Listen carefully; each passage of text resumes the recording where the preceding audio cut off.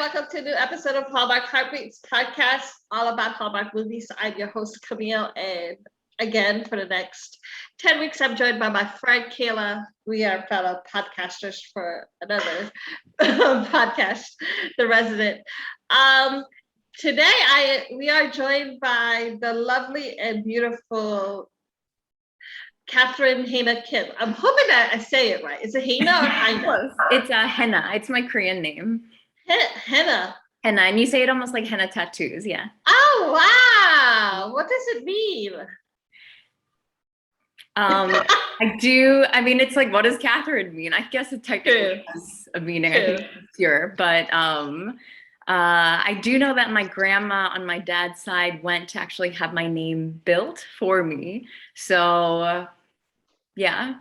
That's that sounds special. It's supposed to be good luck, yeah. Oh, where did she build it, or whatever? Somewhere in Korea, yeah. Oh, have you been to Korea? I have. I've been there a couple times, especially as a kid, and your parents just want to show you everything. So I would actually love to go back as an adult and get to really explore on my own, especially because this year during the pandemic, I was like, okay, I'm going to learn how to speak Korean better. I can have a conversation, but I don't have enough vocabulary probably to have an intellectual conversation, right? And then, guys, all that's ever come of it is that I'm now obsessed with Korean dramas. I cannot stop watching them on TV. I don't know what is my life right now. Which one are you watching? Oh gosh, well, I just finished Squid Game, of course. Of course. I think it started with Crash Landing on You, then it just took off. And so I just wanted to say thank you for making me feel so welcome. Yes. Yeah, I mean, this was did you get to hear our podcast about it? I haven't yet. Like I said, I really try not to listen to stuff because for my own personal sanity, sometimes it's good not to, but I'll probably be too curious not to listen to it when we're done chatting, to be honest. Well, we did both like the movie. And, nice to hear. Thank you. It was funny. And one of the things that I said was that your character needed therapy. Oh, 100%. I mean, don't we all? I don't know. I mean, the holidays can be stressful anyways. Add in this abandonment issue surrounding it. Yeah. That, and then, like I was saying in the end, when you got proposed to, you had a look of panic, and I was thinking to myself, like, I hope she got therapy to work on her issues first during the year. And so, like, the panic, because I was worried you were gonna say no. I know, I did milk that moment a little bit. Because also, it's like, Nate, what are you doing? This holiday is tricky for me. And you choose this. You should have chosen like Arbor Day to propose to me, not Christmas. But I think it's also really nice because, growing up, I mean, Christmas has been a very touchy subject for her and a weird time because it doesn't bring up the best memories. And so I think it's wonderful that she gets to now create new memories that are special around this holiday. And I have heard it's something a little different that, Lauren she's navigating some scar tissue because she got abandoned when she was little by her mom around Christmas at that. And so now you have this character who is always leaving before she's left. And that's tough. And I just feel like each one of us in our own ways have our own issues that we're navigating. And I do love that you have this woman who's not like desperate for love or crazy anxious in some way. It's that like she has this amazing full life. She has a booming career. She has an amazing family that loves her, good friends. And she's just trying to navigate the love thing. And what a funny, beautiful way that her exes come back to kind of smack her over the head, really. But I know, right? Yeah. I mean, one thing we both said is that none of us would want our exes to come to our apartment. No, can you imagine? Oh God. Let alone like all show up together at the end. I know, right? Like pass on that one. Yeah, I'll definitely pass on that one. I really love seeing how they infused the Korean traditions into the movie. I love that part.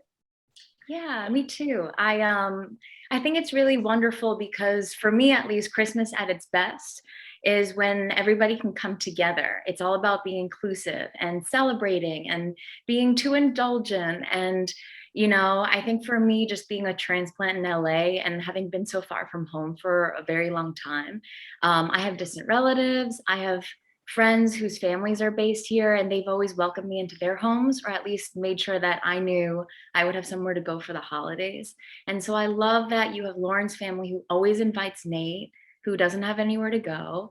You get to see touches of Korean culture, which you don't always get to see. You just get to see this different family celebrating the holidays. Yeah, Because every different family foods. celebrates the holiday differently. So, Yeah. Exactly. Yes, I totally agree. Well, that talking about Korean culture, you're Korean. But you've said on Instagram, that you really didn't grow up. You're like me. We're probably about the same age. We both did really grow up with a lot of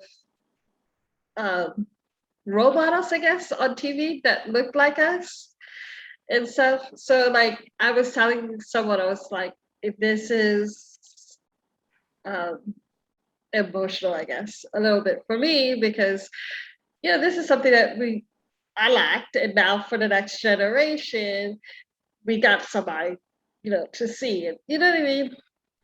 Yeah, I really do. And I feel like we are getting to see more of it, which is really exciting. But at least for me, when I was growing up, there weren't a lot of Asian Americans on TV that I saw. And I believe this is the first of its kind where you do get to see a Korean American family during the holidays.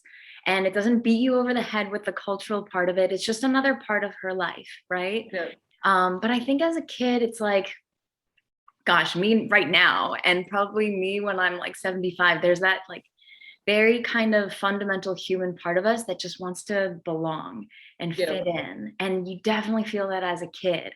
And so I think to get to see people on TV that look like you and they're portrayed in a really warm, loving, festive way, it's such a beautiful thing. And so And also in a genuine way, because you're sitting there like, like, oh, that happens in my family too. Or I eat that too in my family. Yes.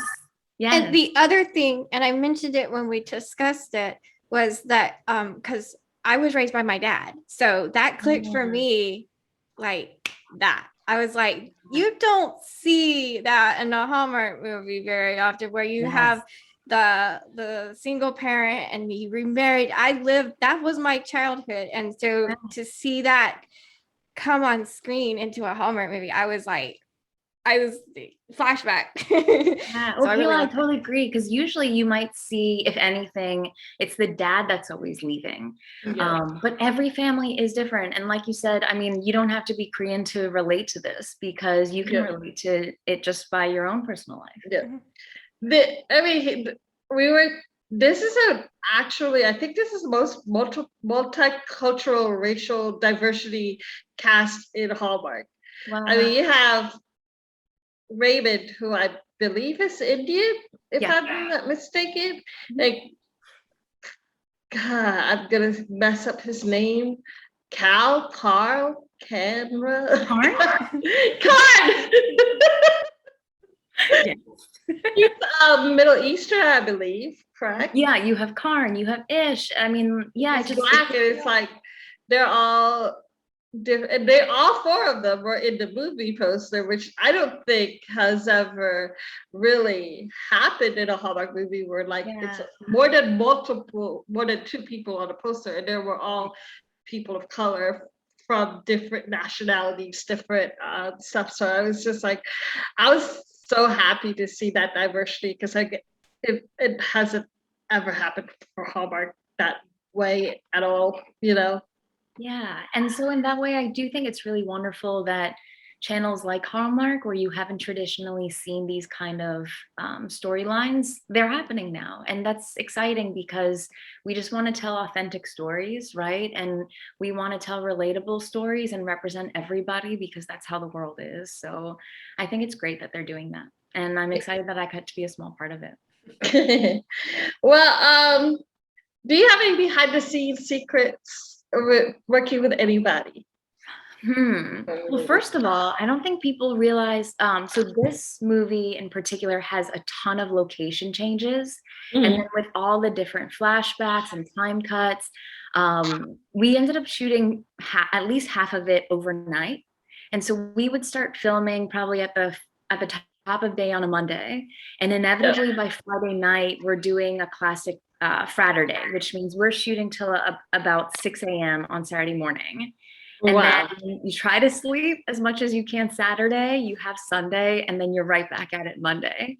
And also we were shooting in August in Ottawa, and there was a heat wave. And so I remember hearing about that. Yeah. No. Oh my gosh. I felt so bad for every single person who was filming Christmas movies in the summer. I was like, you must be sweating. And you have to like act like you're cold and stuff. Yeah, it's insane. So we like the scene with Logan, where we're zip lining, that day was such a disaster. And it was just comical really at the end of the day, because first of all, because of COVID, they had shut down that little ski lift. And they were supposed to build this zip line and they hadn't gotten around to it yet. So our production team actually had to build the zip line platform for them. Oh my goodness. Yeah. And then there was a heat wave. And so we're in down jackets, shearling lined boots. And they were so nervous that we would pass out from exhaustion that we had surgical gloves filled with ice in our armpits that at some point would melt. They would end up somewhere on my body that I had no idea where. And then it kept thunderstorming. So we would have to get off the platform because you can't be up there if there's lightning. Yeah, that's like a lightning rod just waiting to happen. Yeah. I've been zip lining. My dad's a outdoorsman. And so cause he has his little girl with him, I get drugged to these outdoor adventures with my father. That is too funny. Yeah. That is and so funny. We didn't have a stunt double for Logan. John actually did his own stunts. They told him the day of that, and he's luckily a very athletic, outdoorsy guy, but he had 2 takes to just hurl himself. You pushed the poor guy off. He's such a pro. He did such a good job. Yeah. And the last, I guess, little behind the scenes thing that I can think of right now is because we shot this during COVID, I guess in a way we lucked out because I've heard with some daytime TV, they had to use mannequins. I think it was like a big joke for a while, which I did. Oh yeah, I remember that. Yeah. And then we have some stories because our other podcast is about a TV show and a medical drama. Did you say it was The Resident? Huh? Did you say it was The Resident? Yes. It's The Resident, yes. It's right there. I actually just auditioned for that. Really? You're on an episode for The Resident? No, he auditioned. Well, I guess they announced it last week, but there's going to be a new character. Kind of a badass ER doctor. So her. Yes, we know her. So that's you? No, it went to a different actress who's actually. Oh, you read for that role. Oh my God, I should. Yeah. So. It is such a bizarre time because of COVID. So even with that, we had to do a chemistry read because I would be the new love interest, right? Yeah. So normally you would probably get flown out to location because you want to be in person with that person, with that actor, which is hard enough as it is because you meet them for the first time and then it's like, okay, I'm just going to pretend to be your wife or your girlfriend. Good luck to us. But then to have to do it over a Zoom, it's insane. It's insane. So And how was it working with Matt Zucker even being Yeah, so- we see. Here's the thing: we know the plot line going forward because Right. they've already revealed it. Yes. So yeah, you exactly. didn't They have revealed it, which is anything. why I feel like I can say something. Yeah. How was it working with Matt? Everyone was so gracious, and we just made the most of it. I mean, you kind of have to, right? Yeah. He's a Um, sweetheart. He really is. Yeah. But going back to COVID procedure, so kissing on set is obviously a big deal. It's like they want everybody 6 feet apart from each other at all times if possible. So if you can imagine, what do we do about the kissing? And I know very early on in COVID, people were having to get all the way up to like that moment where you're about to kiss, and then they would slip in a piece of plastic and you would have to kiss the plastic, like kiss in between the plastic. That is so weird. And so we luckily didn't have to do that, but between every single take, we would have to use like medical grade mouthwash and swish around for a solid 60 seconds, every single take. And then they would spray our face, at least nose down, with alcohol. Yeah. The glamorous life. Oh my God, that is the weirdest. And Ray is such a dude. I mean, because they were using vodka, so he would just open his mouth every time they spoke to him. He's like, hey, That they're is really good to me. So wow. Wow. This is something I did. No, wow. yeah. Also, that kissing scene is the very first scene that he and I had together. Yeah. They always used to do that. It's like, hi, nice to meet you. All right, I'm gonna confess my love to you, and we're gonna make out. Yeah, they do film a lot of the movies out of order, so not surprised. Yeah. But what was your favorite part of the film what was your favorite scene to film or watch? I have lots of different moments that I really enjoyed, but I will say that carriage ride is really special to me because it was a 6-day of shooting. We'd already been on set for almost the entire day. We were exhausted. We're chasing the sunrise because we had to wrap by 6 a.m. that day. Wow. And then you look around and you're on this road that's blocked off on a horse-drawn carriage ride. What? And it's just one of those, I can't believe somebody pays me to do this. Like, this is absolutely insane. And this is like the little kid dream stuff, the stuff that when you're younger and you want to be an actor that you can literally only dream of. And the fact that it's happening is just amazing. And with Raymond. Oh my gosh, he's such a hunk and he's so nice and charming and just fun to be around. Yeah. Yeah. You guys were you able to stay in contact with all of the cast or whatever? Yeah, we've kept in touch a little bit here and there, and we were all on fun group chats premiere day, which was great. Yeah. That is so cool. Yeah. Well, would you do any more Hallmark movies? Yes, they're really fun. Plus, I feel like, after this one, like now, I don't know if they're all like this, but I was like, gosh, it's 15 filming days. You shoot out over 100 pages. I literally averaged, I think, maybe 5.5 hours every night. And you're on set for 14 hours a day. And usually the lead is in every single scene. So it's the best acting boot camp that I could ask for. And plus, even when you're tired or stressed, you look around and everything's just beautiful and festive. And you have this amazing crew, and they're all just so nice, and they made it very enjoyable to be there, which I think is important, right? When you're at work all day, every day. I mean, no matter what job you have. Yeah. But would you be willing to do a sequel? And if you would, what would you like to see happen to Lauren? I know a wedding will happen. I know, that would be so fun for so.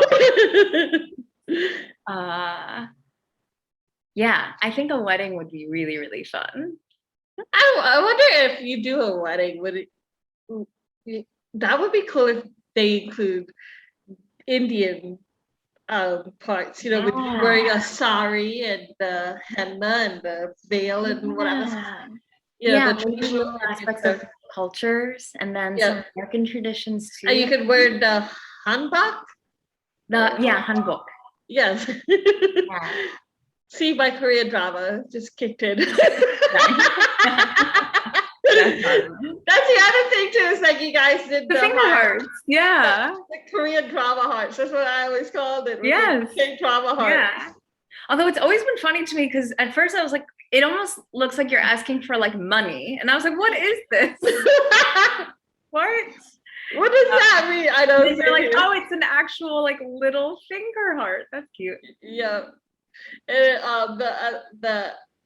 another thing that I wanted to ask you was, you worked with Paul Hans. Hi, I'm gonna. Yeah. I am so sorry, sir. Oh, good. And he's obviously a comedian and he's funny and stuff. And he's just as funny off camera, and I can't say it enough. He's just such a class act. And one example is that, like I was saying, our very final shot of the entire project, we're wrapping at 6 a.m. And I'm like, I can't even remember the last time I stayed up till 6 a.m. How many days do I have to do this? I was like, are my eyes open? Am I saying all the words? Like, that's enough for me sometimes. There's actually one great scene where I think it was literally like 3 or 4 in the morning. I was on a forced call, which means I didn't get enough downtime the night before to rest. And Paul and I are decorating the Christmas tree at my dad's house. And we were both so tired that we couldn't stop laughing because we were slurring all our words out of sheer exhaustion. I was like, I don't even think I've done that in life. What is going on? But it was so funny. And so what I was going to say is it's 6 a.m. when we wrapped. And it's a very old school, classy thing to be a part of picture wrap. And Paul wrapped, I think, that morning around maybe like 1 a.m. And so he went back to his hotel, took a cat nap, and then he came back at 6 a.m. to be there and celebrate picture wrap, which I think is it just speaks volumes of the kind of person that he is and what a generous acting partner that he is. That is so sweet. I'm like, I don't know if I would have done that, Paul. Thank you, but I don't know if I would have woken up with an alarm at that point. I know, like I only had 5 hours of sleep. I do the picture wrap, like someone put me on in the picture.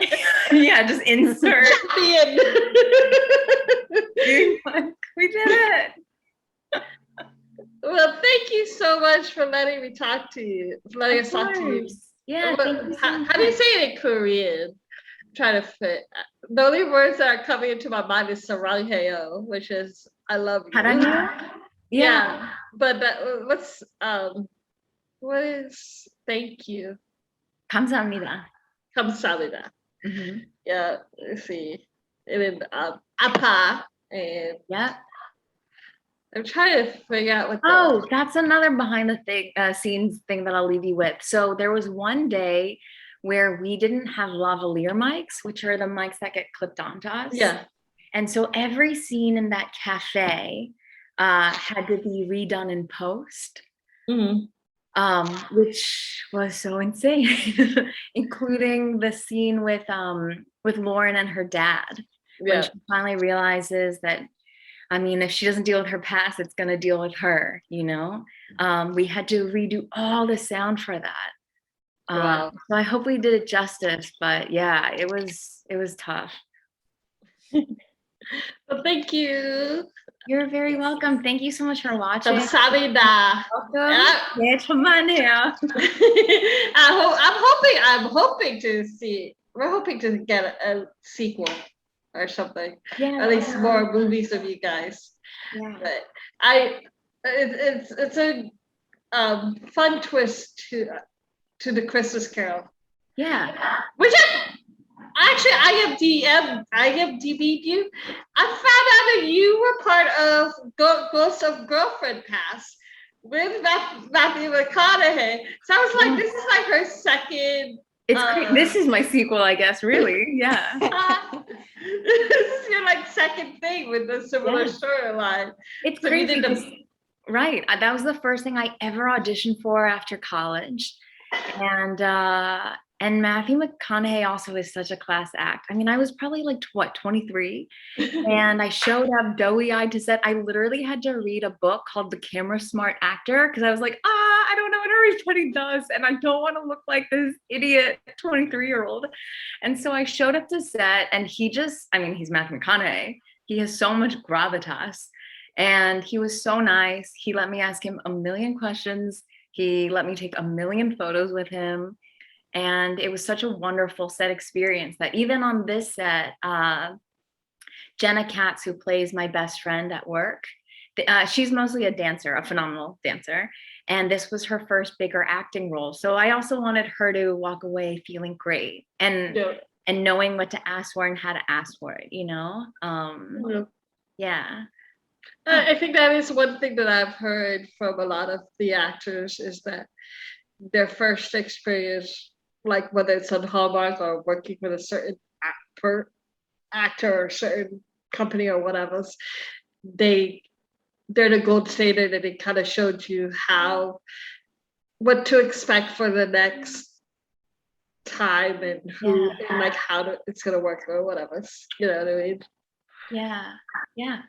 And because I think I've been so fortunate to have worked with such great actors, I hope that I can keep doing that for other people. It is an interesting thing being number one on set, right? Because you kind of get to set the tone for how the actors are treated, and you definitely don't want a number one that's a diva or making things too difficult. Like you don't want the number one that's like screaming because she has, blue M&Ms in her trailer or whatever, which I hope I'm assuming you usually don't get, just because Hallmark movies are so feel good, and it's really hard, I think. I've never heard that. I've never heard those diva M&M people stories. That's good. They just keep all M&Ms off property. No M&Ms for anybody.